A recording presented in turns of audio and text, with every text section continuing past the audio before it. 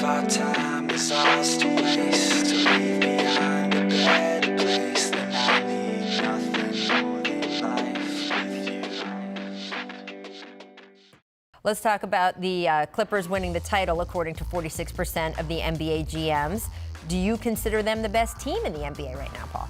I do not consider them the best team right now. I think right now the Milwaukee Bucks are the best team. If you look last year, they had the best record. They had one of the top defenses, one of the top offenses. And we all know they have the best player, I believe, in the NBA. So I think they're going to get out a little bit faster than all these teams that's coming together, putting teams together like the Clippers and the Lakers, obviously the Houston Rockets. So I believe they're the best team right now. Yeah, I think when you say best team right now, we got to factor in all the things that are going on. For the Clippers, for instance, Paul George isn't playing, so we can't say they're the best team right now. For me, it's the Denver Nuggets. I think when you talk about a team that has the least kind of turnover, the real big addition for them is Michael Porter Jr.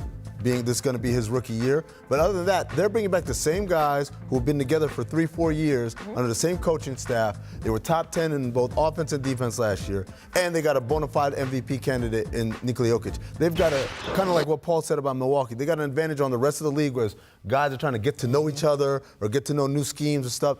These guys know what they're doing, so they get to go out there and benefit off that continuity. Do you think the other thing interesting about the Nuggets in this GM survey was the GMs were asked to rate every position, right? And best center was pretty overwhelmingly Jokic over Embiid. Now, Really? all NBA last year, Jokic did get that first team spot next to Embiid, but it was pretty close. In this survey, it was not close. Would you rank them that way? I think it's a lot closer than what people think. I mean, yes.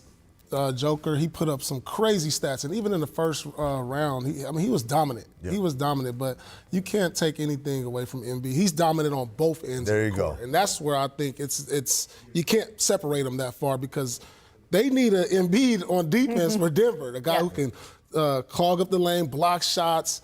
So it's a lot closer, and I'm not so sure Joker is better than Embiid. Yeah, as a voter last year, for me, it came down to games played because Embiid lost a lot of time. But, you know, he's taken what happened to him last year, lost weight, and improved his conditioning. I expect him to show exactly what Paul said. I'm better than that other guy. I mean, look, if you are making, I'm not talking about these two guys specifically because, as you point out, there are all kinds of factors last year.